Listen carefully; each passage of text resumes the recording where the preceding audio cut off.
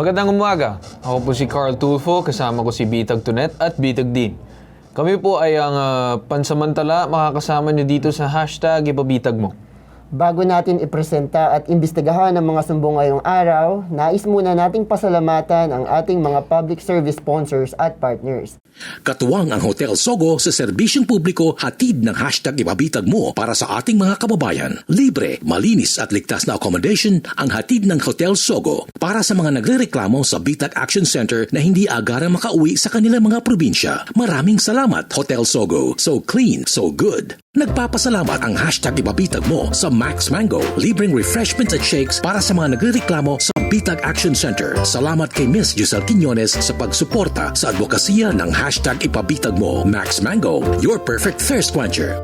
Mula noon hanggang ngayon, nananatiling katuwang ng Bitag si Mr. Chito Chavez ng Tinapayan Festival sa pagtulong sa ating mga kababayan. Nagpapasalamat ang hashtag Ipabitag Mo sa kanilang mga libreng special breads na ipinamamahagi sa mga nagrereklamo sa Bitag Action Center. Tinapayan Festival, ang tinapay ng Maynila.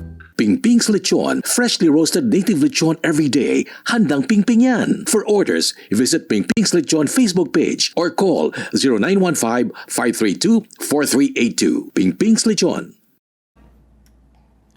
Maraming salamat sa mga sponsors sa patuloy ng pakikipagtulungan sa advokasya ng hashtag Ipabitag Mo.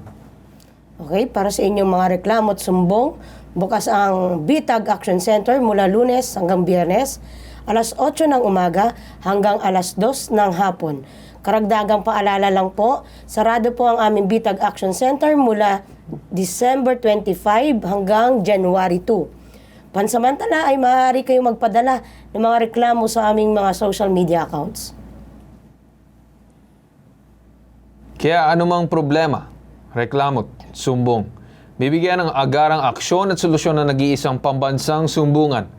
Sa ngalan po ng aking ama na si Ben Tulfo, ito ang hashtag Ipabitag Mo. Ngayon sa pambansang sumbungan ni Ben Tulfo, hashtag Ipabitag Mo. Nagpakilalang doktora, scammer pala. 3.5 million tinangay. Sinibak na si Q, ayaw pumirma ng quit claim. Kanyang mandatory benefits, hindi pa raw nahuhulugan. Presidente ng Irrigators Association sa Benguet, tinakbuhan ng kontraktor matapos magpaluwal ng ₱250,000.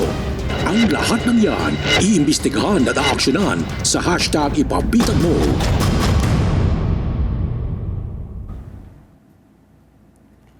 Ngayon naman sa una nating sumbong, meron isang magsasaka mula sa Benguet na nagpakabayani at gumastos ng sariling pera para matapos ang pagpapagawa ng water pump irrigation sa kanilang lugar. Pinangakuan kasi siya na mababayaran naman ng kontraktor ng NIA kapag natapos na daw ang proyekto. Ngunit ang halos kalahating milyon na nagastos na daw ng magsasaka ay hindi pa rin na ibabalik sa kanya. Detalye ng sumbong, panoorin. Ang gusto kong sa inyo, yung hindi nila binigay yung pera kong nagastos ko sa project na yan na nanggaling sa aking bulsa. Ako po ay isang presidente ng Farmers Irrigation Pump ng TC at saka farmers sa Tublay School of Industry. Project ng mga estudyante, mga tinatanim nilang gulay, tapos para sa farmers, para sa gulay rin nila, para sa kanilang consumption. Kasi ang gusto ko, yung project na yan matapos at may magamit na. Yung paluwal ko po, 441,000 at nagpaluwal ako kasi ibig kong matapos yung project at maumpisaan at sa hanggang matapos. Sir Ben, ang gusto kong itulong sa akin yung maibalik lang yung pera kong nagastos ko riyan sa project na yan. Kasi gumana-gana na, marami nang natulungan yang irrigation. Ang sumbong, iimbestigahan at aaksyonahan sa hashtag Ipabitag Mo. So, correction lang po, no? It's not National Irrigation Association. Rather, it's National Irrigation Administration po.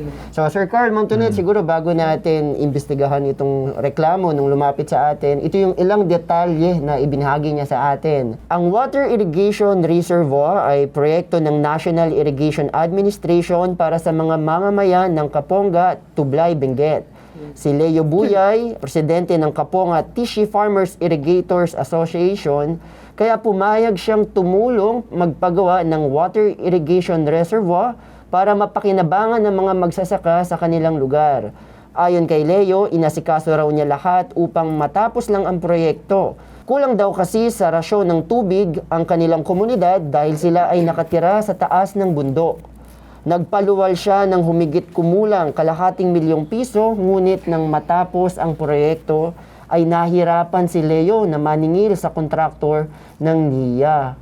So, ibig sabihin, nagpaluwal. Ibig sabihin, sariling bulsa, Ma'am Tonet, ginamit. Napakalaking pera, 500,000. Oh, siguro kasi sa kagustuhan na lang niyang matapos yan kaysa patagalin.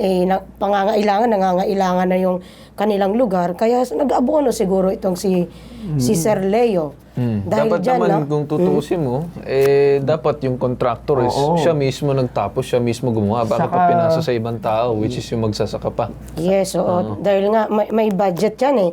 Kasi before kang gumawa ng isang project, dapat alam mo yung scope ng project mo at kung ano ang hangganan ng iyong budget na kakasya sa pagtapos ng isang proyekto. Tama. Okay na, dahil dyan makakausap natin ngayon mula Benguet si Mr. Leo Buyay. Magandang araw po sa iyo, Sir Leo. Sir Leo, si Tonet po ito, si Bitag Tonet. Kasama ko po si Sir Carl Tulfo at si Bitag Din. Magandang umaga po, Sir Leo. Magandang umaga, Sir Leo. Umaga po rin at hapon. Okay. Sir. Sir Leo, nagpaluwal ka po ng 500,000. 441,000. So, Okay, almost half a million. 441,000 yung ipinaluwal nyo. Oh, kulang-kulang 500. Ganun na. Halos-halos. Opo. Bakit po kayo nagpaluwal po ng 500? Ng kulang-kulang 500,000? I-finance ko doon sa project na ginawa min na project ng NIA. Finance. Di po ba, Mang Leo, Sir Leo, di po ba may kontraktor yan? Parte po ba kayo sa kontraktor? Mayroon ho, sir. Okay. Ano po yung kontraktor dito? Si Eliasar Tobias, sir. Eliasar Tobias. Tama po ba, Sir Leo? Si Engineer Eliasar Tobias po, yung tinutukoy nyo na kontraktor. Oo. Oh, paano nyo naman po nakilala ito, si Eliasar Tobias po? Pinakilala ako ni Sir Gilbert Abiliera kay Tobias. Sino naman po Eliasar. yon, sir? Si Sir Gilbert. Sino naman po? Kumbaga, kakilala nyo rin na pinakilala sa inyo si Eliasar Tobias. Ganun po ba kung paano nyo nakilala itong kontraktor? Yan nga, si Gilbert na Abiliera, siyang nagpakilala sa akin. So, paano nagkakilala itong Gilbert tsaka ikaw? Siya dating ko dito sa ako. Kababayan ko, asawa ng parang auntie ko. Tapos, paano kanya pinakilala? Pinapunta ka ba sa isang lugar na nakipag-meet? Ganyan. Anong storya? Paano kayo nagkakilala nitong Eliasar? Oo, sir. Pumunta kami doon sa apartment. Nakisalubong ako sa kanila. At sabi nilang may finance yung project. Trabaho namin kung anong matitira sa sa mga gastos. Yun ang hati-hatiin namin. Pero ibawas muna yung unang gastos sa naibili ng materials, lahat-lahat, yun. Anong sinasabi mo? Ang unang gastos at matira, hati-hati nyo? Ano yun? Yung kapag yung gastos mo ng binili mong materials, yun ang maibabawas. Okay. Mang Leo, may tanong lang po ako. Ito po ay project ng NIA, National Irrigation Administration. Tama po ba? Oo, ma'am. Okay. Si Mr.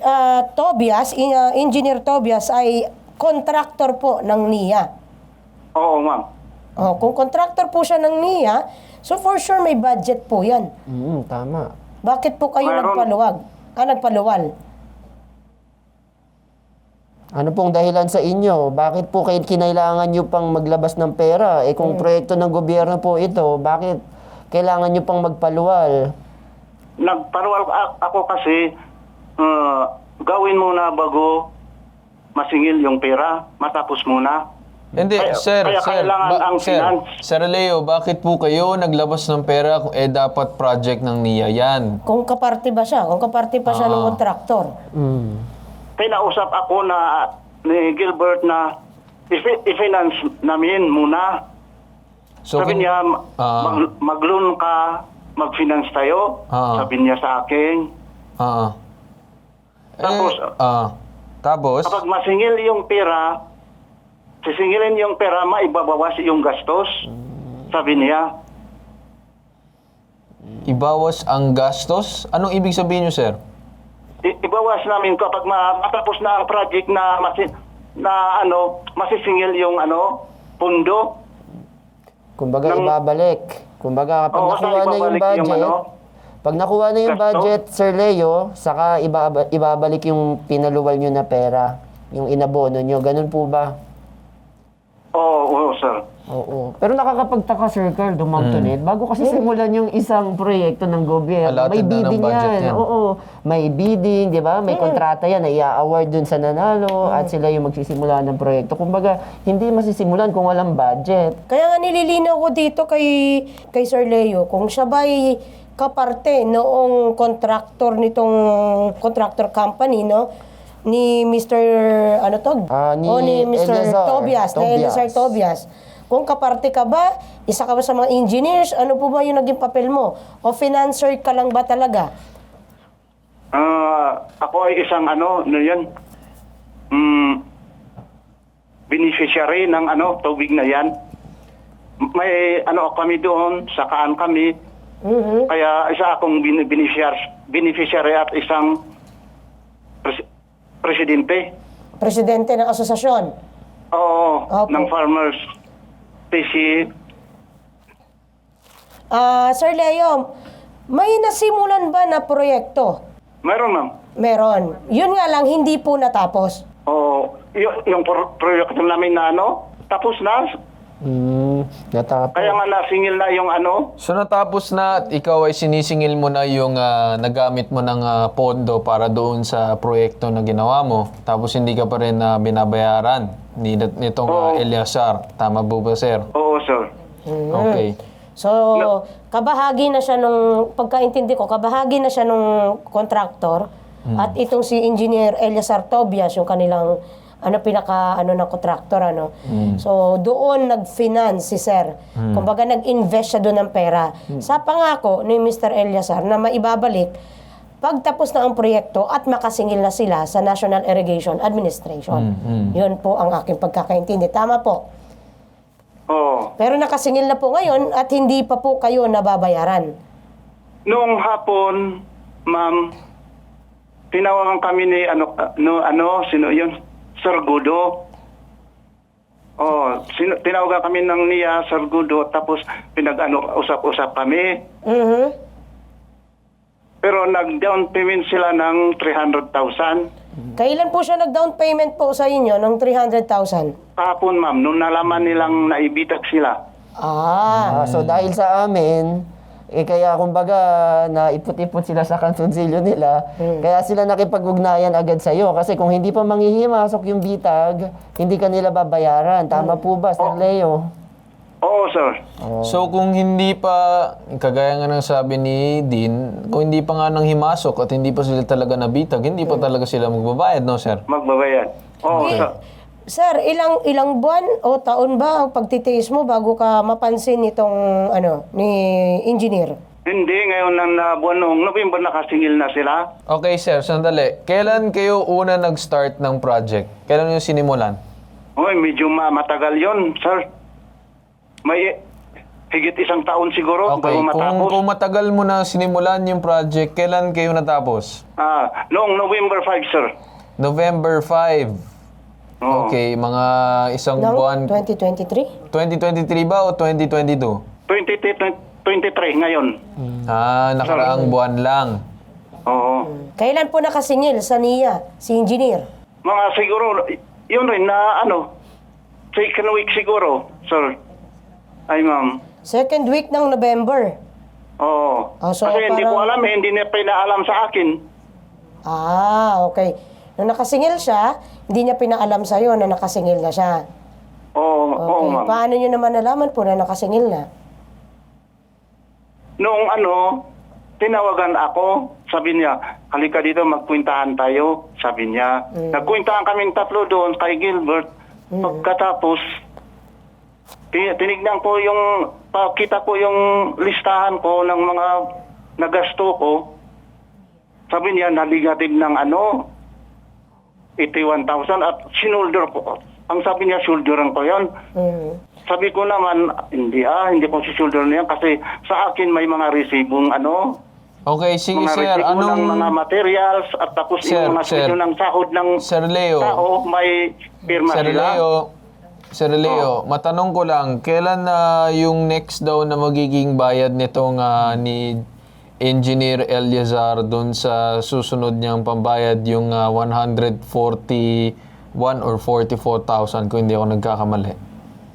Kailan daw? Mayroon pa yung nakita ba yung retention? Yung retention na 158 pero may bawas siguro doon na baka maging 140 siguro. Sana ako na lang ang kukuhan yan, hindi nila kukunin yon. Okay. Yun sana. Ganito, Ang Sir Carl gusto kong din, no? hilingin. Sir Leo, oo. Paliwanag lang natin kung ano yung retention. Yung retention kasi, yun yung parang pondo. Pondo doon sa proyekto na kapag magkaroon ng problema ang proyekto after 1 year o after 6 months, depende doon sa naging kontrata. Yun yung kukunin, no? Para ipanggastos doon sa project. Yun yung retention na sinasabi ni Sir. Oo, Okay. ma'am. Okay, sige. Since napag-usapan naman na natin yung mga detalye, diretso na tayo dun sa pagtawag sa resource person, si Engineer Godofredo Vilacque. Good morning po, sir. Yes, sir. Engineer, good morning po sa inyo. Yes, hello. Opo, si Engineer Godofredo Vilacque po ay isang provincial head ng National Irrigation Administration ng CAR, Benguet Satellite. Yes po, ma'am. Naka-live po tayo, sir, sa IBC TV 13, CLTV 36, tsaka sa mga Facebook pages natin. Ako po si Carl Tulfo, kasama ko po si Bitag Tonet and Bitag Din. May inilapit kami, sir, na case where may isang engineer daw na contractor ng NIA at may kinuha daw ito na magsasaka o tao din siguro nagagawa doon sa proyekto. Beneficiary. At yung nangyari ay nagpaluwal ito ng pera at nung natapos ng kanyang proyekto, siningilan niya yung kanyang head, which is yung contractor na associated sa inyo. At hindi pa daw na bayaran na nakaraan. Pero may kakabanggit lang sa amin na may 300,000 na nabayaran nung December 14. Anong detalye nitong case, sir? Kasi sir, magandang hapon po sa atin lahat. Nung December 13 po, nung na-receive po namin yung sulat niyo po, sir, na may pumunta doon na si Sir Leo Buyay na may query regarding yung sa libo daw nila doon sa project na natapos doon sa TC Ako Pump Irrigation Project. So, upon receipt of your letter, tinawagan ko silang dalawa at nag-schedule kami na mag-meet kami noong December 14 at 8 o'clock. At salamat naman at nag-comply sila. So parang bali nag-meet ako sa kanila. So nag-usap po kami doon. Nag-usap sila. So bali nag-reconcile sila sa mga kanilang mga yung mga gastos tungkol doon sa project. Pagkatapos yun, so naglabasan sila na yung mga dokumento, yung mga receipt, yung mga kwan. Halos naayos naman kahapon at napagkasundo na sila na kwan. Tapos binayaran na ni contractor yung 300,000. As per may kwan na nakita ko na nagbayad na si contractor ng 300,000 po sa kay Sir Leo. Sir, matanong ko lang, ano nangyari? Bakit pa umabot sa ganitong punto na lumapit pa sa amin yung tao para lang magkaroon ng paraan para bayaran siya? Ayun ang rin yung kwan namin, sir. Kasi actually, yung contractor namin na ito na kwan na yung contract. So, bali siya na lang po yung bali patransact po namin doon sa project. Doon pala, na nag-draw siya ng mga libo doon sa mismo sa community. yung mga mismong mga beneficiaries doon sa project. Ang maganda doon, yung mga beneficiaries mo yung magtrabaho, at least may nag-generate sila ng employment sa community. Yung mga beneficiaries mismo yung mga nagtrabaho. Ang alam namin, ayos na wala na siyang mga responsibilidad doon. So, not knowing na may ganito palang sitwasyon na... Okay. Sige, sir. Dito sa office, kaninong tinatawag ako ni Director na ay pumunta sa office ni Sir Ben Tulfo na may nagre-reklamo tungkol sa... Sige, sir. Ganito na lang, sir. Ano ang tuluyan nyo magagawa dito sa kay Leo para tuluyan na siyang matapos na ang kanyang problema? So, i-follow up na lang namin, sir, at saka i-continue namin na kontraktor na lang na kung maaaring bayaran na lang niya yung trabaho para siya na lang yung maghintay doon sa retention. Kung anong masasabi yung kontraktor. Ano ang magiging posible na kahit anong parusa dito kay Eliazar dahil dun sa nangyari? Paano kung hindi pa lumapit sa amin itong pobreng Leo na to? Ano kaya mangyayari sa kanya? Hindi mababayaran tapos nagpaluwal siya, nagpagawa tapos hindi na siya mapapansin. Ano, sir, ang magagawa niyo dito kay Eliazar? Yung susunod siguro kung hindi niya mabayaran yan, talagang magpo-forfeit na lang yung retention niya at with approval ng director na talagang mapapasa yung nagtrabaho lang na nagkunti kung talagang may kung hindi niya nabayaran lahat yung mga responsibilidad niya doon sa nagtrabaho. Engineer, makaka-apekto ba to sa estado po ni Engineer Tobias dyan, no? Sa mga darating na projects po na meron pa ang NIA? Siguro kung talagang makuha na ito, kasi wala naman kaming basis kung sakaling ay magbibid ulit siya dito sa mga project na darating pa sa office, sa regional office na po kung anong nila dito. Kasi may papaabot po namin ito sa regional office para at least mabigyan ito po ng kuhan ng pansin kung paano ang gawin nila sa kanya. Maraming salamat po, Engineer Godofredo Bulacan. Maraming salamat din po sa kuhan at pasensya na po sa abala. Hindi naman, sir. Kami ay nagpapasalamat na tinanggap niyo din ang tawag namin at kayo nagsalita. Maraming salamat, sir. Okay, thank you very much, sir. Maraming Thank you po. salamat. So sana asahan natin dito kay Eliazar at dito din sa engineer na to na talagang to pa rin yung dun sa usapan. And dapat hindi talaga mauulit yung mga ganitong pangyayari kasi napapabayaan din yung mga magsasaka natin. So Leo, nandiyan ka pa? Oo. Kamusta naman kayo? May problema pa ba kayo dun sa naging transaction mo sa contractor? Basta ibigay niya yung kulang. Okay. Yung kulang. Yun ang problema, dapat. Dito na ngayon, nasa linyas na si Mr. Eliazar 141. Tobias. Good morning, Sir Eliazar. Naka-live po tayo sa hashtag Ibabitag Mo sa IBC TV 13 at CLTV 36. Sir, narinig ko na nagkaroon na kayo ng usapan at ikaw ay nag-down ng 300,000 dito kay Leo. Tama po ba ito, sir? Yes, sir. Yes, sir. Okay. Anong magagawa nyo dun sa huling remaining balance nyo daw, sir? Pagkatapos nito, mag-agree kami ulit, mag-minute, tapos i-settle namin yung huling niyang sinasabi sa na balance po. Itatanong ko lang, sir, bakit umabot sa punto na hindi nyo siya nabayaran pa kaagad nung pagkatapos na mismo ng proyekto? At bakit umabot po sa punto na siya pa nagpaluwal or siya pa yung gumawa? Ano po yung...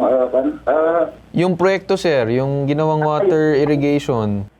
Ang nangyari po doon, sir, is that nung sila po kasi nag-umpisa ng project dahil gusto nilang trabahuin yung project, sir. And then, nung hindi umuusad, ako na po yung nag-rescue para matapos lang po yung project po, sir. So hindi pa siya natapos totally, tapos tuluyan yung tinapos yung project. Yes po, nabingga po kasi hindi umuusad. Okay, siguro naman kasi, sir, nahirapan din itong si Leo na talagang tapusin yung project ba kasi siguro kinapos din ng kasi syempre dapat during the project itself dapat may budget na yan coming from NIA since project yan ng NIA, no, sir? Ang sabi po kasi sa akin na kaya nilang tapusin yung project, kaya binigay ko sa kanila na pinatrabaho ko sa kanila po. And then hindi pa nila na kaya dahil at ako na lang po ang nag-rescue po. Nag-rescue. Matanong ko lang, Engineer Eliazar, ito ba nung una, sabi mo, ni-rescue mo yung proyekto? That means, nung una ba, proyekto na ba ito initiated ba ito ni Mr. Leo Buyay? Kumbaga, ito ay project ng gobyerno? Or nung himasok ka lang, saka ito sinuportahan ng gobyerno? I-enlighten mo lang po. Hindi po. Ang nangyari dyan is bidding yan. Ako po yung nakibid dyan. Lisensya po natin ang nagamit. So under sa pangalan nyo, sir, nilagay yung project. Yes po. So parang kinuha yung subcon itong si Leo. Yes, parang dahil gusto niya magtrabaho dahil nasa takupan daw nila yung source, binigay ko naman po para makapagtrabaho sila at mabigyan ng trabaho po. So tulungan. Okay. Okay. Asahan ko na lang na talagang tutuparin nyo itong usapan ninyo dun sa huling balance man, dun sa pinag-usapan nyo din. Naman yan, kababayan ko din yan po kasi kaya may tiwala ko sa kanya. Siyempre, may tiwala. So isang lugar lang kayo, magkababayan kayong dalawa. O di dapat masettle nyo na between sa inyong dalawa. Ano po? Yes po. Dapat Maayos pag-usapan nyo ng dalawa, gawan mo na ng paraan para hindi na umabot sa mas malalang sitwasyon, no, sir? Makaabot pa rito sa amin sa Bitag, no? Oo. Sa hashtag ipabitag mo. At wag nyo nang gagawin, sir, sa ibang tao yung ganitong nangyari kasi syempre, mahirap din yung hindi nababayaran at wala silang pera kagaya niyan ng mga magsasaka. Siguro next time, sir, be more cautious and alert siguro pagdating sa mga ganyan na bagay. Kasi mahirap na, syempre, yung pagdating sa ganyan, yung mga bayaran is yung pagrereklamo. Kasi mahirap yung ganyan, sir. Kaya ayusin mo na to, tapusin mo na at huwag mo na uulitin sa ibang tao ito, sir, no? Baka may gusto siyang sabihin kay Sir Leo. Nandiyan po sa kabilang linya, Sir Eliazar, si Sir Leo. Baka gusto niyo siyang bigyan ng assurance kasi yung inilapit lang naman sa amin ni Sir Leo, yung mabayaran siya. So sige po, bigyan niyo siya ng assurance po, Sir Eliazar. Sa kabilang linya po. Ang plan ko dyan is that inimit ko ulit po siya sa ngayon or bukas para itutuloy namin yung plan. Gagawa ko ng black and white sana sa kanya. Okay. Para matapos na po ito. Sir Leo, okay ba yan sa'yo? Oo, ano yon? Ang gusto ko, yung may balik lahat yun. Kasi pira ko yun. Sir Leo, ito na si Eliazar. Sinabi na kakasabi lang dito kanina, nakikitain ka o bukas na bukas para ibigay na ang remaining na balance. Oo. Okay na ba yun sa'yo, sir? Oo, sir. Parang hindi Okay. yata Yung masaya si Sir 141, Leo eh. Sir Leo, hindi ka ba masaya? Galit ka pa? Ano po ba? Ha? Hindi ka po ba masaya? Masaya ako. Masaya. Gusto na Okay, namin okay, linawin kasi okay. parang galit ka Kasi pa, Sir balik eh. Leo. Oo, sir. Kaya nga nandito, ginawa na natin ng paraan, kinausap na natin yung NIA, kinausap na natin itong si Sir Eliazar, at ginawa na natin ng paraan, no, Sir Leo? At okay na ba yun sa'yo? Okay na po, sir. Salamat po. Okay, sige Sir Leo. Maraming salamat at Sir Eliazar, maraming salamat din sa pagtanggap sa aming tawag. Yes po. Thank you po sa sa tawag po. Thank you, sir. Thank you Okay. po. Okay. Doon nagtatapos ang unang sumbong.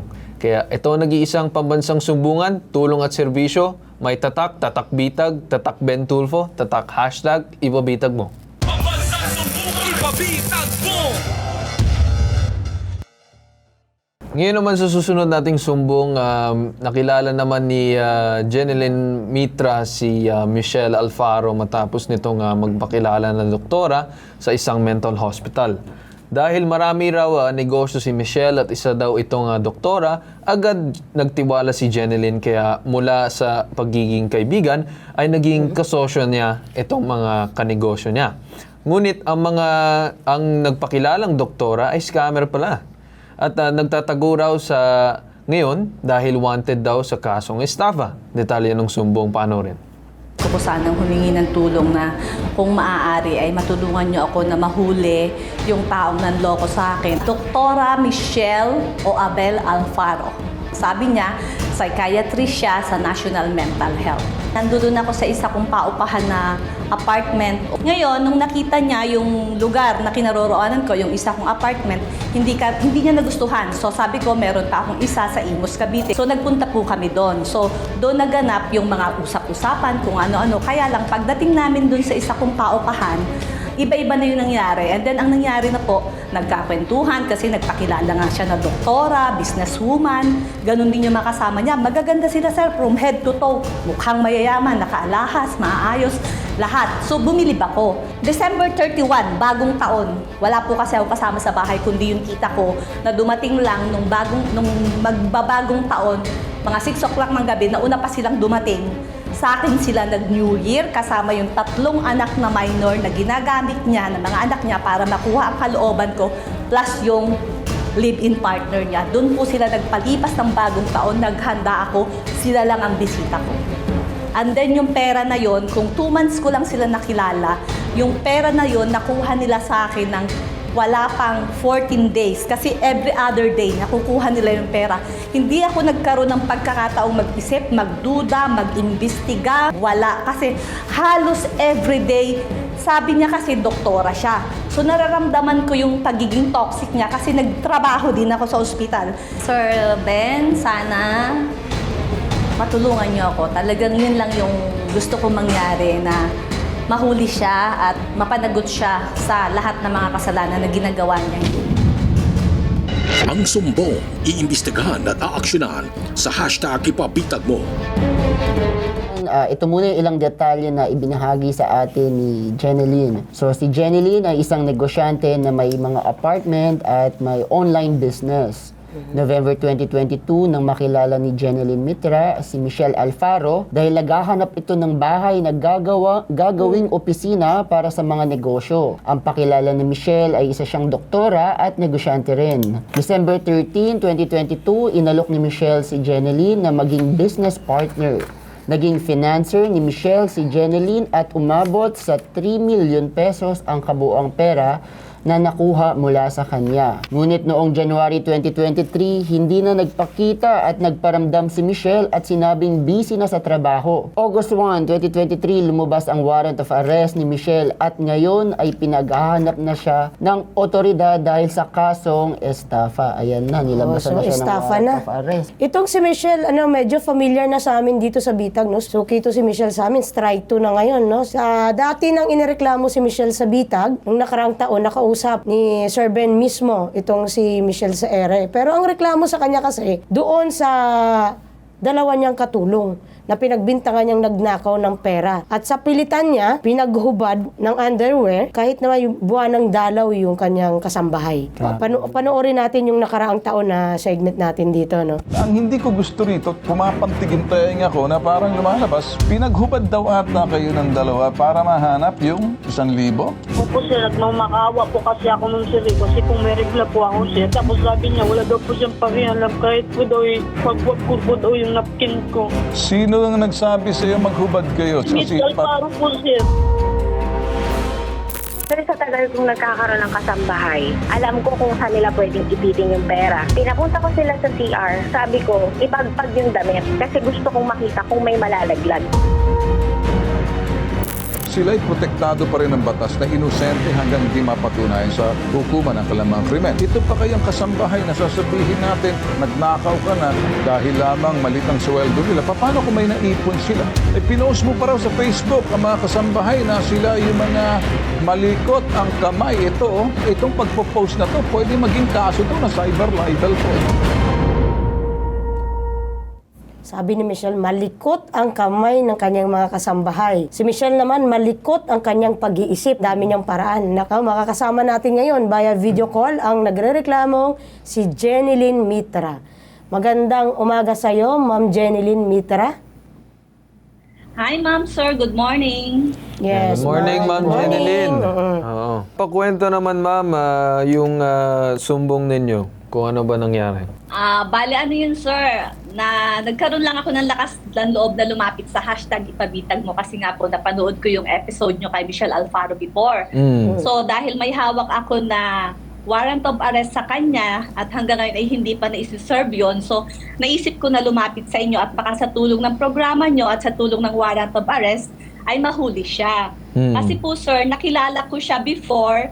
Nagpunta siya dito sa paupahan kong bahay sa Kawit, and then dito na rin po sa Imus, Cavite, kasama yung iba pa, at nagpakilala po siya na siya daw ay si Dr. Michelle, negosyante at kung ano-ano pa po ang mga business na meron siya. So dahil doon, medyo bumilib ako sa kanya, and then mukha naman po siyang matino, maayos po ang itsura, doktora. So kapanipaniwala sir yung mga itsura nila. Then yung pong pag-upa ng bahay, hindi na po natuloy kasi marami na po kami mga napag-usapang business at kung ano-ano pa. So yung pag-upa sa bahay, nawala na po. Then dumating po yung time na kinuhanan niya ako ng alahas, 320,000 plus.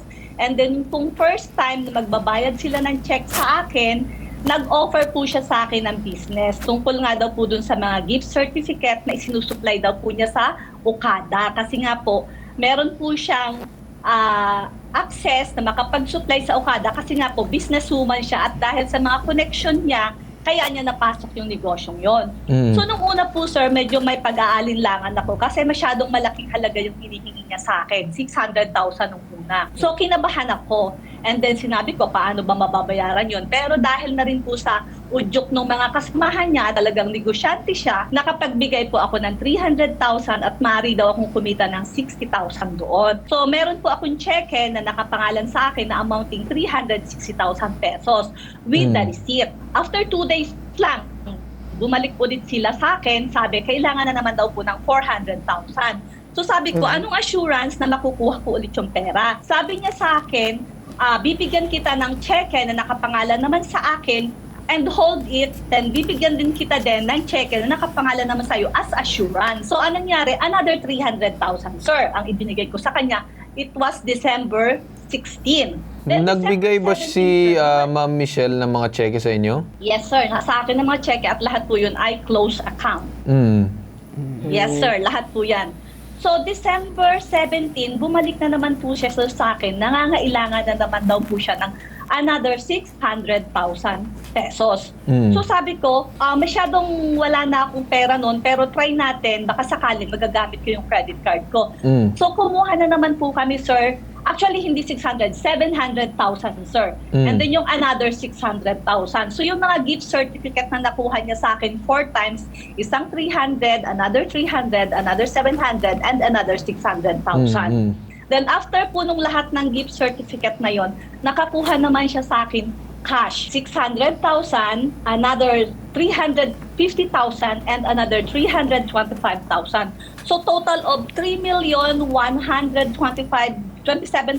plus, and the alahas po na kinuha niya sa akin. Lahat po yon may cheque, may resibo, at lahat po yon nung pinasok ko sa bangko, nung nagkakaroon na kami ng problema, lahat po hindi na pabalik kasi closed account. And sa ngayon po, hindi ko na po siya nakakausap.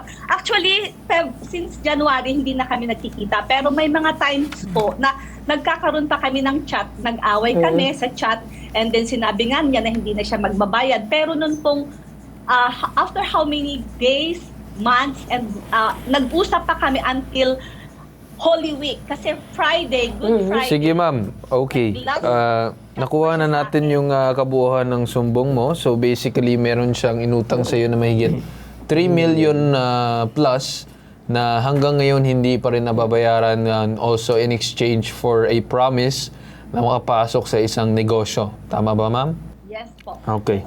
Paano nalaman nitong si Michelle na marami kang paupahan, ma'am? Kasi doon ka pinasok sa paupahan Paano mo ba? Yan ba? Pinopost mo sa Facebook? Paano po ba? Yun naman hindi ko alam kung paano niya ako nakilala or paano nila nalaman. Pero dahil po ang negosyo ko po ay paupahan na apartments at bahay, lagi po ako nakapost sa Facebook. Ganun din po, may mga online business ako. So kung makikita niyo po yung profile ko, lahat po yun, kadalasan, almost every other day, puro po business yung pinopost ko. Kaya siguro, ma'am, ang ano ko dito, ma'am, sa nakikita ko, Dean, Sir Carl, parang na-profile si Madam Yes, tama. Parang tinarget si Madam. Kaya nga sana, gusto ko tanungin, ma'am, paano kayo nagkakilala nitong Michelle? Sino nagpakilala sa inyo at paano kayo nagkakilala? dumating po sila sa bahay ko, sir, para mag-inquire dun sa paupahan kong bahay. Nagpakilala sila as dumating Okay. lang para mag-inquire. Nung araw na pumunta si mismong Michelle doon sa lugar nyo, was it the same day na sinabi niya din na, may business proposal pala ako sa'yo, na baka interesado ka? Yes, sir. Marami na po siyang sinabi sa akin ng mga business. Pero, So, it was the nung same araw day na yun, nung unang beses nyo magkita? Yes, sir. Meron Okay. na siyang sinabi. Pero yung proposal is November 15 niya inoffer sa akin, pati yung pagpapakita ng kontrata sa Okada. Oo, pero nagsabi-sabi na siya nung unang meeting nyo pa lang na baka interesado ko sa isang posible negosyo, ganyan-ganyan. Para nag-aalok na. Yes, negosyante siya. Ah. Yes po, sabi niya, kung hindi man tayo magkatuluyan dito sa bahay, marami pa naman tayong negosyong pwedeng pagsamahan. Ano ba dapat yung magiging usapan nyo, ma'am, dito sa bahay? Para nagkukunwari, nare-renta siya.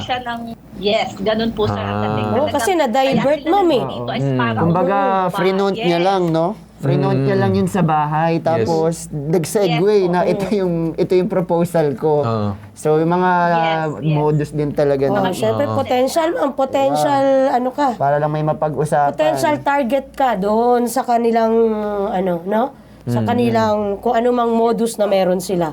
Kasi ako nagtataka, nung last year nakausap namin to si Jenny Lynn, nasa norte yan. Si Michelle. Nasa norte yan nakatira. Tapos ngayon nakarating ng Kawit, Cavite naman. Pumunta naman ng south. From north to south. North to south. Para lang sa pera. Oo. Tsaka, nakita naman natin talagang, hindi ka naman din magdalang isip, ma'am, no? Kasi sabi mo nga, mukha talaga siyang mayaman, eh. Kahit sino naman siguro, pagka decente. Ano, ma'am? Soft-spoken? Very soft-spoken po sila. So, hindi mo talaga akalain, no, ma'am? Okay. Yes, ma'am. Ganito, try natin tawagan yung CIDG kung sasagot. Sige, try muna natin tawagan itong si Michelle. Si Michelle naman. Makiring nga si Michelle muna. Bigyan natin ng pagkakataon. Baka naman sumagot. O baka pala rin tayo ngayon, ano? Baka mamaya at tayo ay alokin din ng isang magandang proposal. Oo. Baka swertihin tayo ngayong araw na to, sumagot ito, ma'am. Kasi kailan po huling nakipag-usap sa'yo? Yes, ma'am. Kailan huling nakipag-usap sa'yo? Good Friday po. May chat po siya sa akin na babayadan daw niya ako, which is I know na hindi na po mangyayari yon kasi millions po yung kinuha niya sa akin. So, paano niya ita-transfer yon nung Good Friday? Sinong bangko bukas nun? Wala pong pasok nun. Kaya nga, ma'am. Maliban lang yung bangko na yun, ma'am, hindi po sumusunod sa ano ng mga Katoliko. Dahil Good Friday po yun. Holiday. Kaya alam ko po na hindi na magbabayad at sinabi po niya na abogado na lang daw yung kausapin, which is wala namang abogado nagpakita para makipag-settle. As in, hindi na po. Kahit anong chat or call, hindi siya sumasagot. Pero ma'am, yung Viber niya, nakikita ko online. Nagsisend yung message na de-deliver. Nagkaroon po ba kayo ng kontrata dito, ma'am? Yes. Kada transaction po namin may mga received copy, kaya nga po in exchange of that, meron ako mga post-dated check na hawak from here. Received copy, ibig sabihin, ma'am, ito ay acknowledgement or contract talaga doon sa business? Yes, acknowledgement lang, sir, ma'am. Okay. Na pinapanggap niya yung lahat ng binibigay ko, and then in exchange of that, bibigyan po niya ako ng mga post-dated check na nakapangalan sa kanya at the same time, nakapangalan sa akin. Okay. Para mapaniwala ako na may mga pera siyang papasok kasi nakapangalan sa kanya yung mga cheque. Nag-file kayo, ma'am, ng kasong estafa dito, tama po ba? Yes po, noong pong May 3, 2023. So, kaya na-releasein pa ng warrant? Yes po, ma'am. No, ito, may warrant na ito Sir Carl. Ano number? Makikita natin na may criminal case number na din and with estafa also as well, and then may warrant of arrest na siya. Sa Imus, Cavite. Kung may warrant of arrest yan, ibig sabihin kahit saan pwede ka damputin, no? Anong sinabi, ma'am, ng mga police or anyone in the law enforcement regarding sa status ni Miss Michelle? Kapag nagpa-follow up ako sa mga police, sir, wala silang mabigay na information sa akin kasi hindi nila nakikita si Michelle. So, yun yung time na nagkaroon ako ng lakas ng loob na lumapit sa inyo kasi hindi kaya ng police at kung dito lang sila naghahanap, paano kung na ibang lugar si Michelle?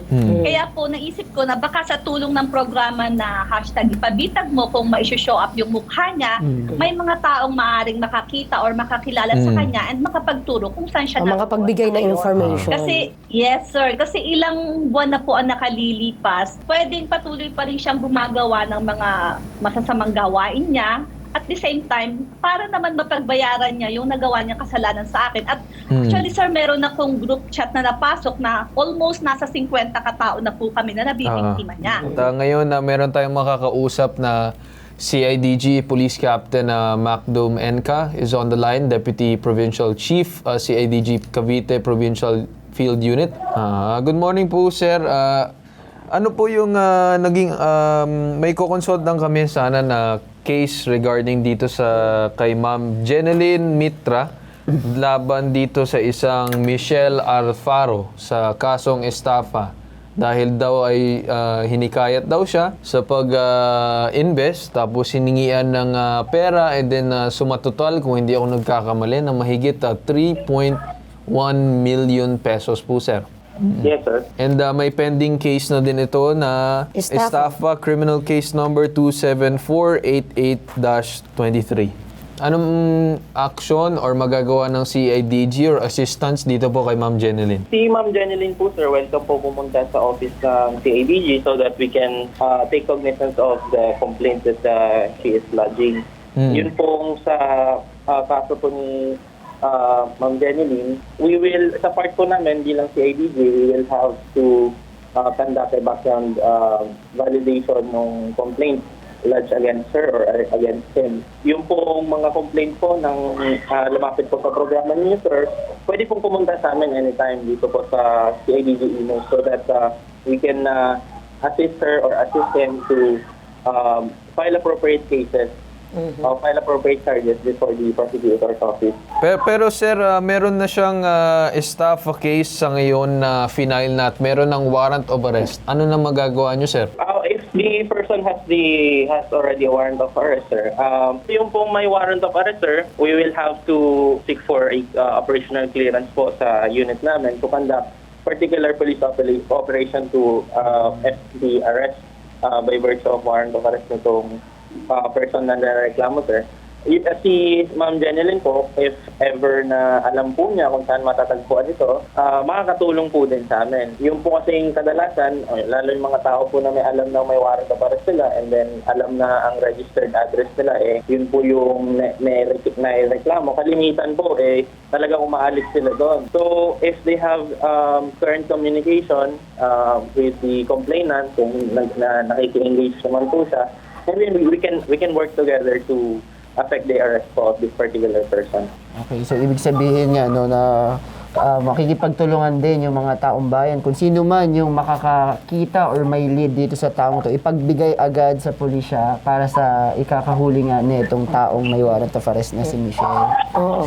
Sabi nga ni Sir Inca, no, malaking tulong, no, doon sa mga komunidad. Yung kung makita nyo ito, maipalabas natin, malaking tulong sa mga kapulisan natin. Matutulungan natin sila kung maituturo natin, makakapagbigay tayo ng information para naman ma-serve natin yung warrant. Tama po, Sir Inca? Tama po. On top of that, siyempre, kung pangalan lang po kasi yung alam natin, also with the community, kung ang alam lang po nila ay pangalan, for the person who is complaining, makakabuti din po na makapag-provide siya ng identification or yung physical description ng tao kung hindi pa nila na-meet.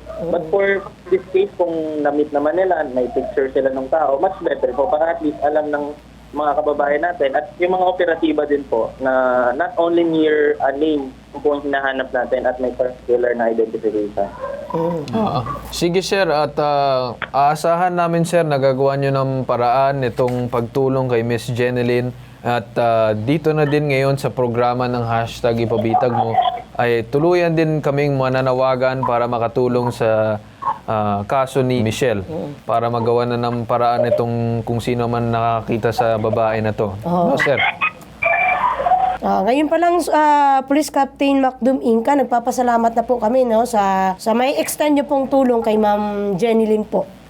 Sige po, At kung ano man po ang kaya naming maitulong kay Ma'am Jenilyn, kami po siya po ay welcome naman po sa opisina namin anytime. Kung makakapunta po siya dito sa opisina as soon as possible for the resolution of the complaint against this person, mas maigi po. Yun naman po mga may similar case o may mga similar scenarios o cases na pinagdaanan para sa mga kababayan natin, dapat maging dapat maging meticulous po sila sa lahat ng mga transaction na pinapasukan nila. Sige sir, at aasahan namin yan na tuloy kami makikipag-ugnayan sa inyo sir. Maraming salamat po at ako po si Carl Tulfo at Bitag Tonet at Bitag din nagpapasalamat sa inyo. Walang anuman po, maraming salamat po. Ayan. Okay, ano Ma'am Jenilyn ang masasabi ninyo para dito kay Michelle? Ano ang panawagan ninyo? Pwede po kayo magsalita. Michelle, kung napapanood mo tong panawagan namin sa hashtag ipabitag mo, sana tumigil ka na sa mga ginagawa mong kawalang hiyaan at sana ay pagbayaran mo lahat ng mga kasalanan mo. Hindi lang ako ang mga nabiktima niya. Ang nabiktima niya, marami pang iba. At sana po talaga, sa tulong ng hashtag ipabitag mo, ay matapos na ang kawalang hiyang ginagawa niya at mahuli na po siya. Total, meron naman pong warrant of arrest. Yun lang po, sir. Sana talaga matulungan ako ng hashtag ipabitag mo.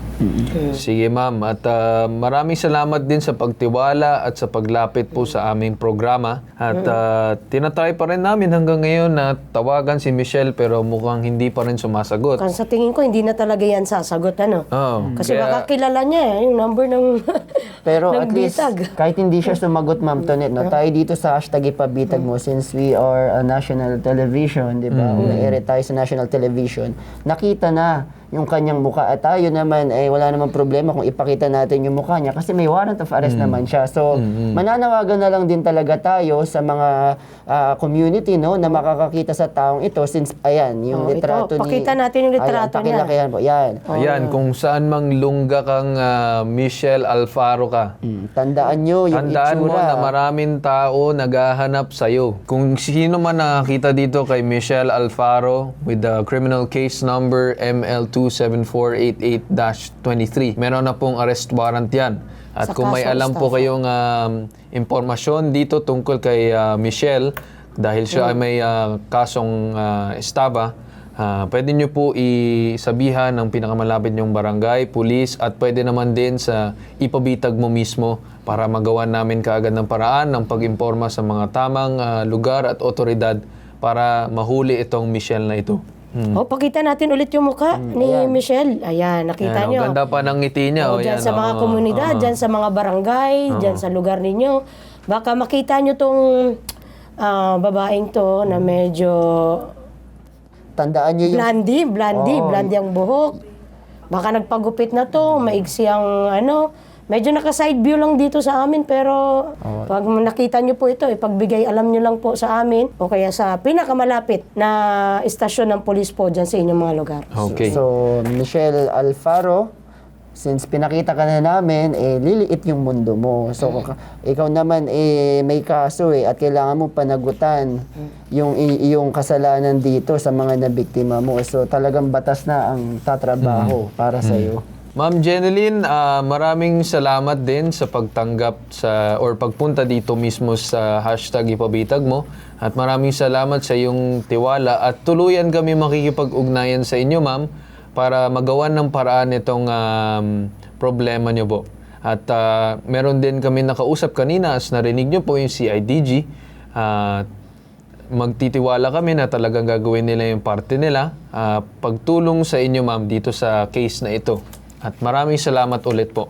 Maraming salamat din sa inyo, sir, sa lahat ng bumubuo ng hashtag ipabitag mo. Talagang buo po yung support ako at tiwala na matutulungan niyo ako. Kaya sana po mabuhay at patuloy pa rin tumagal ang inyong programa. Thank you very much. Maraming salamat po, ma'am. Kaya ngayon, nakita nyo naman kung paano yung nangyari dun sa case ni Miss Jenilyn, no? At dahil dun, susunod na tayo dun sa pangatlo nating sumbong. Ito ang nag-iisang pambansang sumbungan. Serbisyo, tulong, at tatak Ben Tulfo, tatak bitag, tatak hashtag ipabitag mo. Pambansang sumbungan, ipabitag mo! Nag-resign si Jerry Talon bilang isang security guard dahil raw sinisisi siya sa insidente ng nakawan sa binabantayan niyang clinic. Depensa naman ni Jerry, wala siya sa clinic na mangyari ang nakawan. Kasalanan daw ni Jerry ang nangyaring nakawan dahil hindi niya tinuruan ng maayos ang iba niyang kasama. Ang ibang detalye ng sumbong, panoorin. Ako po si Jerry Talon, taga Tondo, Manila. Lumapit po ako sa hashtag ipabitag mo kay Sir Ben Tulfo po. Kasi po yung agency ko po, pinag-iinitan po ako. Ayaw po nilang i-release yung mga documents ko, clearance, hanggat hindi ko daw po pinipilapan yung quick claim na may matatanggap akong 7K. Ayaw ko pong tanggapin po yun kasi marami pong kulang sa benefits ko. Nag-resign din po ako kasi nagpapa-duty po sila ng mga guard na walang proper training. 2 beses po na nakawan yung clinic na pinagtatrabawan namin, yung laptop tsaka yung pitaka. Day off po ko yung naganap po yung nakawan, tapos ako yung pinapagalitan ng inspector ko, ba't di ko na po tinitraining yung mga kasama ko. Humingi po sana ako kay Sir Ben po na matulungan ako. 10 months po ko wala ng trabaho, naubos na po yung pera po, tsaka hindi po mapag-apply po. Sana po makuha na po yung mga documents ko po, tsaka yung clearance ko po. Ang sumbong, iimbestigahan at aaksyonahan sa hashtag ipabitag mo. Okay, Sir Carl, Ma'am Tonet, bago natin kausapin yung nagreklamo sa atin, no, ibahagi muna natin yung ilang detalye ng sumbong. So, 5 years ng security guard sa Hackett Agency si Jerry. Iba't ibang establishment na ang nabantayan daw ni Jerry. May pagkakataon na 5 days straight ang kanyang duty dahil kulang ng mga secu. September 2022, nanakawan ng laptop ang clinic na kanyang binabantayan. November 10, 2022, nanakawan naman ng pitaka ang staff ng clinic. Hindi raw siya naka-duty nang mangyari ang dalawang magkaibang nakawan, ngunit siya ang sinisisi ng security agency. February 4, 2023, nagpasa ng resignation letter si Jerry. Samantala, pinapapirma ng quit claim si Jerry, ngunit hindi pumirma ito dahil blanco ang amount sa papel. 10 months na ang nakalipas ay wala pa ring natatanggap si Jerry mula sa Hackett Agency. Makakasama natin ngayon, live dito sa ating studio, si Jerry. Magandang araw sa iyo, Jerry. Magandang araw po, ma'am, sir. Okay, Magandang sige. araw. Gaya ng sinabi mo kanina, Jerry, isinisisi sa iyo yung mga nakawan doon sa clinic na binabantayan nyo. Opo. Matanong kita, ilan ba kayong naka-duty doon sa... 2 po, ma'am. So, salitan yan. Opo, ma'am. Minsan po 2 kami, pag may general cleaning po, sa gabi may duty rin po pag ano. Gaano po ba kalaki yung clinic na to? Private clinic po kasi yun, ma'am. Private clinic, Opo. okay, sige. So, 2 kayo ang nagbabantay. Opo. So, magkasama, ibig sabihin. Opo. Pero nung panahon na nakawan, nandun ka ba? Magkasama kayo? Day off po ako nun, ma'am. Pabalik pa lang ako sa duty ko nun. Anong napakita mong patunay na wala ka doon sa mismong lugar? Alam po ng mga ano yun, ma'am. May mga CCTV ba? Opo, may or CCTV po. anything? Pero Okay. matanong ko, ba't ikaw ang sinisisi? Ikaw ba yung superior ng isang security guard? Sinong mas nauna sa inyong dalawa? Ako po. Kasi Ikaw. yung mga kasama ko, ma'am, walang proper training po. Mga wala rin po silang security license. Pero kung proper training, hindi sa'yo ang sisi, kung hindi sa agency. Kasi Kaya ang agency ang bahala magbigay ng serbisyo sa mga establishment or kliyente, no? Bakit sa individual or kay Jerry sinisisi? Ikaw ba ang chief security, doon sa sa kliyente nyo? Ikaw ba yung parang Supervisor? Ako po yung senior po kasi sa amin doon. accountability? Okay. Accountability. Accountability, niya? Kasi alam mo yung ikaw yung on top, no? Ikaw yung nasa taas. So ikaw dapat ang nag-guide doon sa mga nasa ibaba mo. Ngayon kasi 2 beses na nangyari yung nakawan eh. Opo, ma'am. So hindi may iwasan na masisi ka. Kasi pananagutan mo yung mga tao mo. Diba? Yun yung 2 beses na una, ano ang nanakaw? Laptop po. Laptop, kasunod, dalawa, pitaka. wallet. Ang tanong ko doon sa unang nakawan, nagkaroon ba ng reporting? Na i-report ba? Po. Nagkaroon ba ng, nilogbook ba natin? Official Na may nawala? report. Opo, nireport po ng kasama ko si SG Inot po yung naka-duty nun, ma'am. Ni-report saan? Sa client po, tsaka sa logbook. Tsaka sa agency namin po. Sa agency. So, nangyari ng una. Nung pangalawa, Ganon din po. Ako po yung pinagawa ng incident report kahit wala po ko sa pangyayari, ma'am. ikaw ang So, pinagawa. nung unang beses na nangyari, ano ang naging parusa sa mga security na nandun? Nasibak po yun, sir. Tapos nilipat po ata ng ibang ano. So, wala ka pa doon nung una? Po. Wala ka pa doon nung una or nandun ka na? Nandoon na po ako nun. Yung Okay. nangyari po yung nakaw po yung laptop. Kumbaga tinanggal po yun sir, nilipat po ata sa ano. Sa iba. Nilipat, Ibang ano. pero yung kasalanan sa'yo sinisisi. Opo, ako po yung inaano Natanggal kasi. na yung tao na siya talaga yung naka-duty, pero yung kasalanan, sisi, sa'yo naman. Opo, kasi wala po silang proper Sinisi ka training. ba nung unang pagnanakaw? Hindi. Opo, sa akin din po pinagalitan po. Ikaw din yung pinagalitan. Hindi naman siguro. Ang iniisip ko dito parang, yun na nga, dahil nga accountability mo yung mga tao mo, syempre, kahit pa paano bossing, di ba? Pag ako ang boss mo, may nangyaring ganito, magagalit ako. Pero sisisihin ko, hindi yun sa baba. Yun sa on top ng taong yun. Tama po. Pero baka naman kasi, hindi ko lang alam baka yung amo mo or yung mga staff nakikita na minsan nagsa-cellphone kayo sa oras ng trabaho. Wala namang ganun kasi dapat. Iba ko pong kasama po, panay cellphone. Oo, yun naman pala. Anong sinasabi mo? yun yung... Pinagbabawalan ko ma'am eh. Kaso matigas na Doon siya. kayo nabutasan. Opo. Tsaka papasok po sila kasi nang papasok, wala po kasing ano. Diba? Kasi kapag Hindi ikaw sila ay may security pero guard, ganito siguro since ikaw yung senior, ikaw yung kinatataasan ng mga tao, dapat ginagawan mo siguro ng paraan. Kung ayaw talaga makinig, dapat dinadala mo na doon sa agency mo or kung sino pa yung mas ikinatataas sa'yo para bigyan ng tamang parusa yung mga tao. Kasi kung hindi talaga sila pagsasabihan, hindi makikinig sa'yo, hindi ka nila titignan bilang leader. Ako mo. So, yun lang naman yung gusto ko sabihin na in-explain din namin sa iyo para maintindihan mo yung sitwasyon at yung side din ng agency. Hindi namin sinasidean yung agency dahil ito. Gusto lang namin na maliwanagan ka. Opo. So, I think ang nangyari, no, parang siguro pinagalitan siya, pero hindi naman ikaw yung isinisisi sa'yo, yung nakawan. Kasi yung mga nandun, nung naka-duty, natanggal na lahat eh. Yung isa po naiwan pa po yung yung sa pitaka naman po, si SG Manla. Naiwan. Opo, kasi may kamag-anak siya sa agency kaya hindi po na Hindi siya natanggal. Hindi kasi hindi naman siya, kung sa agency nandun siya, ibig sabihin, doon sa kliyente, natanggal ba siya? Hindi, nandoon pa rin po siya ma'am Sa kliyente pa Opo, siya, opo. so nandun pa rin.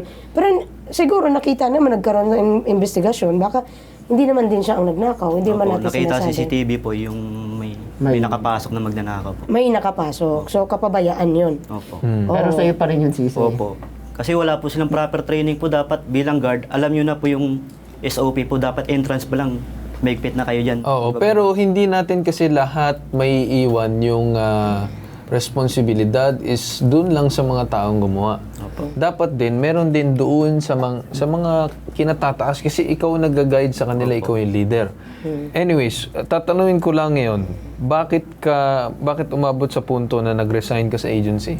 Kasi po, meron pong pagkakataon, minsan po, 7 days straight po ako duty, 5 days, 3 days. Di ko po maiwasan na makaidlip po. Siyempre, tao lang po tayo. Naabutan po ako ng inspektor ko. Imbis na maawa sa akin kasi pagod daw sa trabaho eh. Wala pang matinong tulog. Minimuhan pa po nila ako.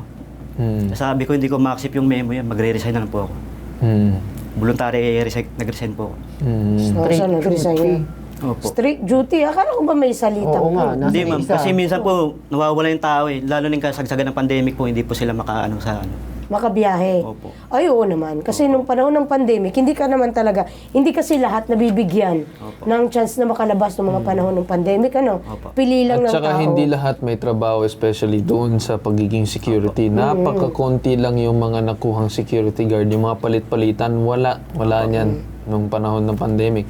Ang ginagawa na lang nila is isa, tapos pinapag-stay in na lang. Opo. Oo. So, aside from pandemic time, nung mismong after nung medyo lumuluwag-luwag na, Opo, kahit maluwag po, ganun pa rin po minsan kasi kinukulang kami ng tao po. Kasi minsan nagkakaroon ng mali yung kasama ko, hindi nagugusto ng client, tinatanggal din po ng client. Kasi minsan nag-abandoning the post po, walang paalam sa client. Kaya sinibak po ng client na nalaman. well, tama lang naman eh. It's the right of the client to do such things. Kasi unang-una, kung hindi mo na-meet yung standard ko sa serbisyo, tatanggalin kita. Opo, ma'am. Ayaw po Diba? Bakit ako magbabayad sa isang bagay na hindi ako nakikinabang? No? So, Bilang gwardiya kasi medyo mabigat din yung tungkulin nyo pagdating sa isang establishmento, no?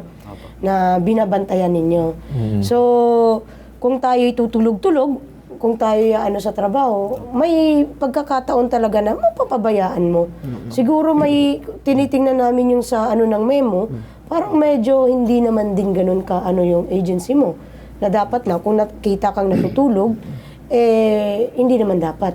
Opo, kasi Oo.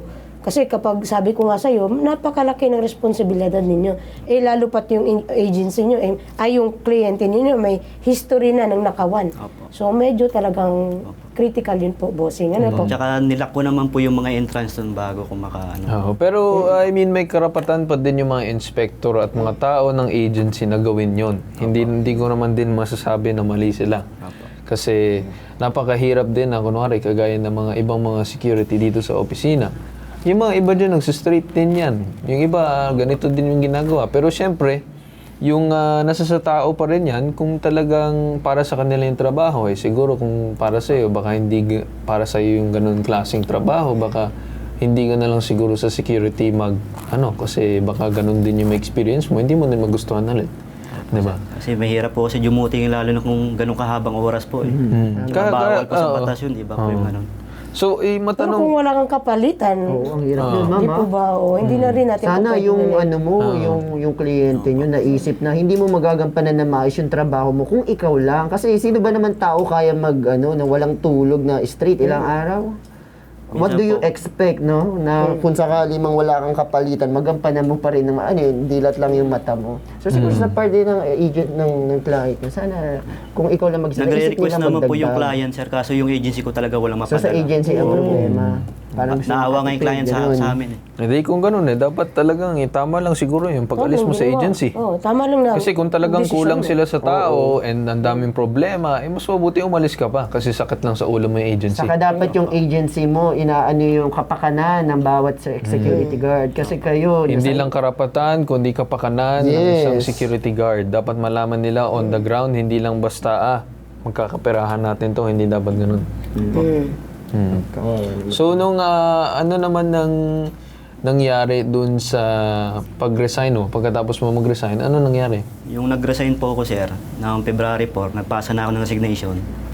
Yung sabi ng HR namin, tatawagan na lang daw po ako, kukontakin na pag ready na po yung yung mga clearance ko po, tsaka yung 201 file, tsaka yung mga final pay ko po na Naibigay ba? Hindi po.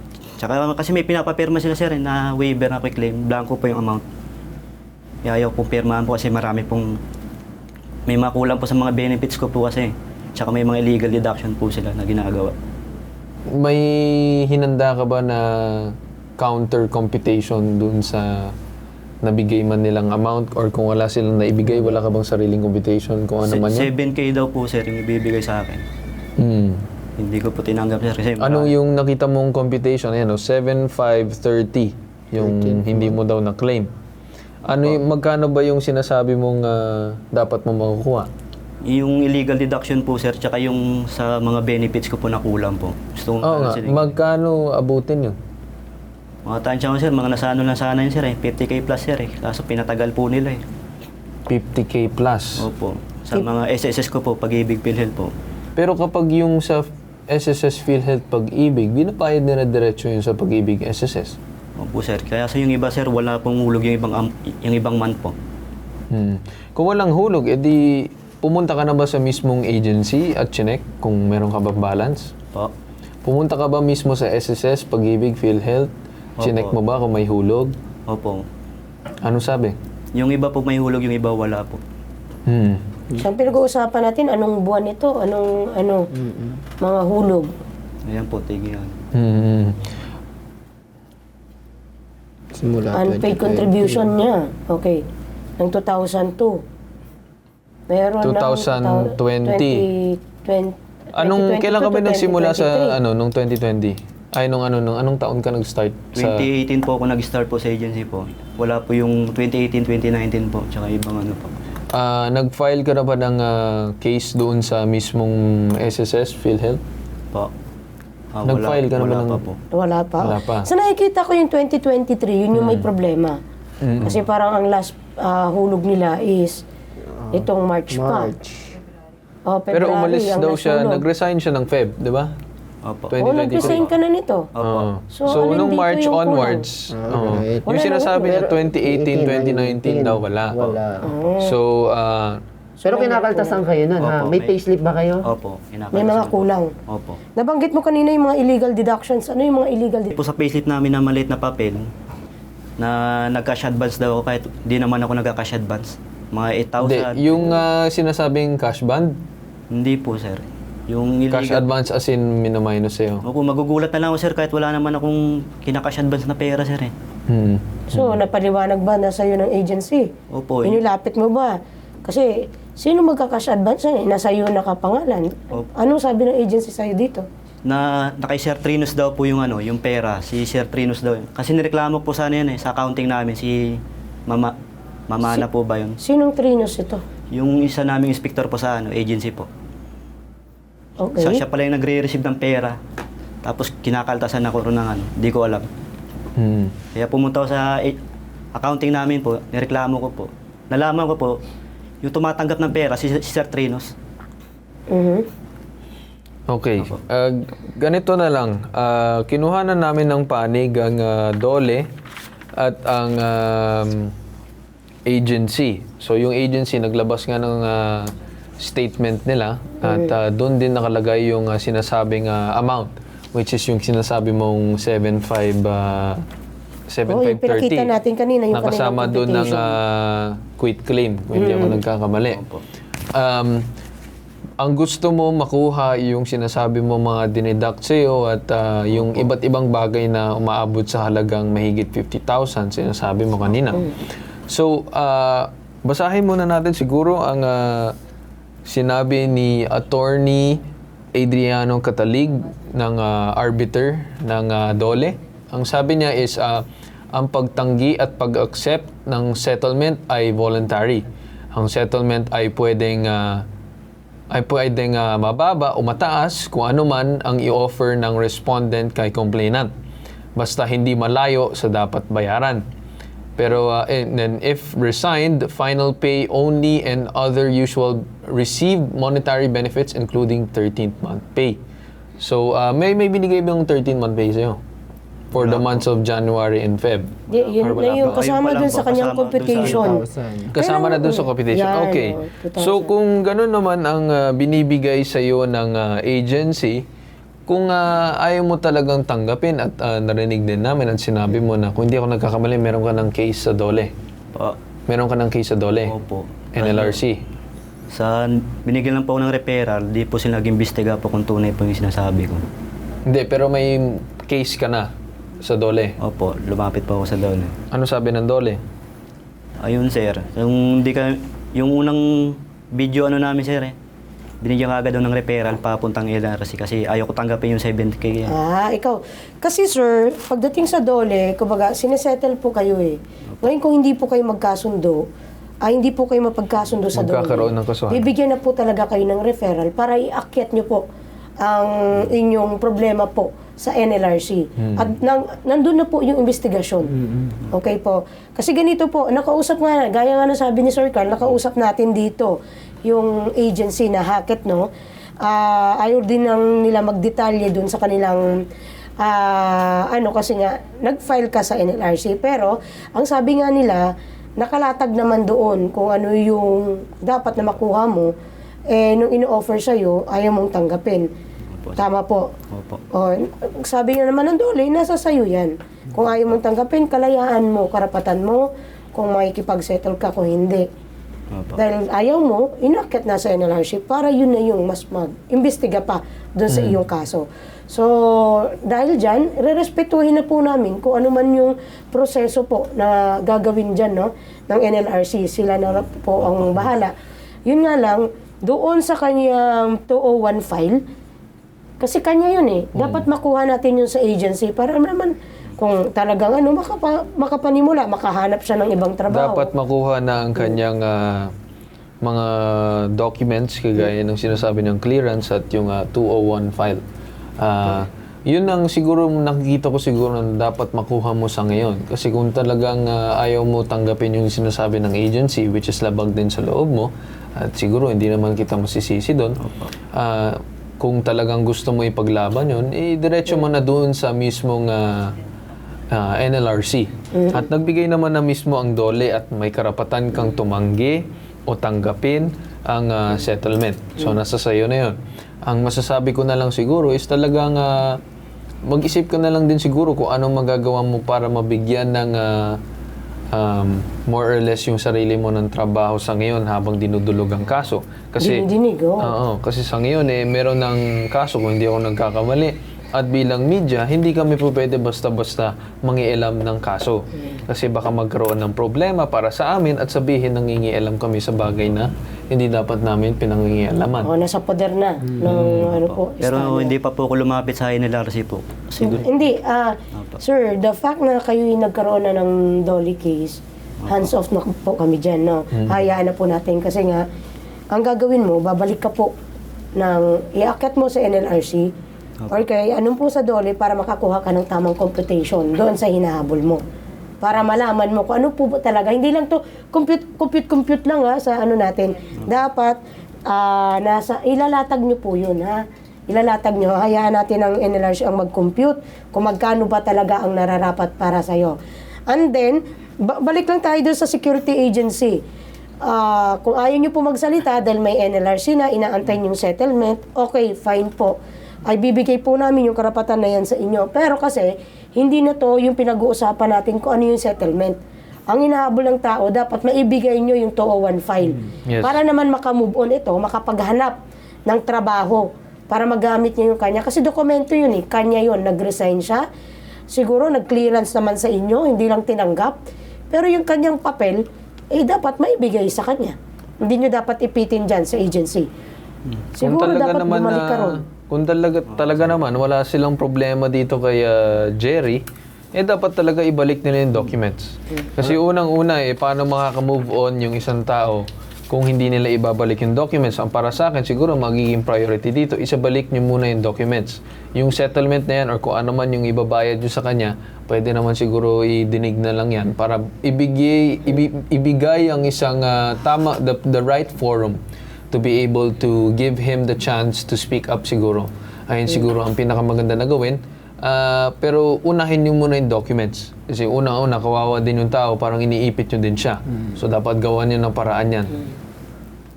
So tatawagan na lang natin after natin dito sa program. Tawagan natin ulit yung agency para sa kanyang dokumento. And siguro kung kinakailangan mo ng referral siguro or tulong sa NLRC, pwede ka naman namin bigyan ng tulong. Pero siyempre, hindi namin po pwede ito kasi isang case siya or idudulog siya. So, mas maganda na may mga bagay na dapat hindi namin pwedeng pakialaman kasi nga nasa poder na ng DOLE at NLRC. Hindi na natin baka maka-apekto pa doon sa ano mo. Kasi baka may sabihin kami, mamaya magamit against you, and ayaw naman namin na mangyari yun. Habulin na lang natin yung dokumento mo, okay? Tsaka may alam din po ang korupsyon nila ma'am sa agency. Kung ano man yung corruption na yun, hindi na kami mangialam yun. Kung gusto mo, i-report mo na lang sa SOSYA o kung saan man. Sige po. Okay. Sige. At yun lang naman ang gusto namin sabihin sa iyo at sana naman naliwanagan ka ngayon. At hindi naman namin ikaw tinataboy or ano naman. Binibigyan ka namin ng kalinawagan, tumawag pa kami sa DOLE at talagang binibigyan ka namin ng klarong pwedeng gawin. No? Para magawa ng paraan yung problema mo. Sige po. Thank you po. Sige. At ayun, hingit sa sumbungan, imbestigahan anumang reklamo na bibigyan ng solusyon at aksyonan. Ang nag-iisang pambansang sumbungan, Tulong Tulfo, Serbisyong Tulfo, Tatak Tulfo. Sa ngalan po ni El Tigre Ben Tulfo, ito ang hashtag Ibabitag Mo.